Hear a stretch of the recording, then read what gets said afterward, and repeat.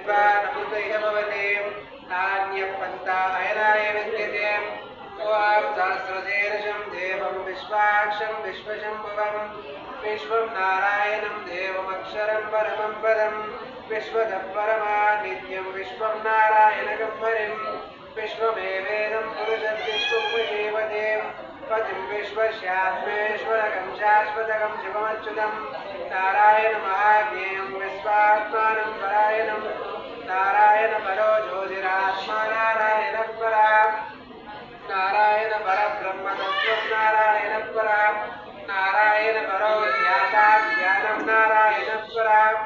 यस्य किञ्चिद्गः सर्वं दृश्यते श्रूयते वा अन्तर्बहिश्चितः सर्वं व्याप्तनारायणस्थितः अनन्तमव्ययं कविगं समुद्रेऽन्तं विश्वशम्भुवम् पद्मघोषं प्रदेवासं प्रदयन्त्याद्विदोमुखम् अतो निश्चावितस्याब्दे नाद्यामुपरितिष्ठते बालमालाकुलं भाते विश्यस्यायतनं महदम् सन्ततकं शिलाभिस्तुलं पद्यागोदशन्निभयम् तस्यान्ते सुचिरगं सूक्ष्मं तस्मिन्नासुरवं प्रतिष्ठितम्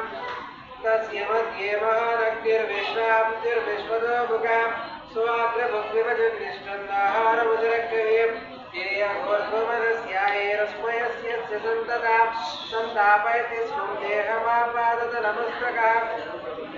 तस्य मध्ये वह्निशिखा अनेकोर्ध्वा व्यवस्थिता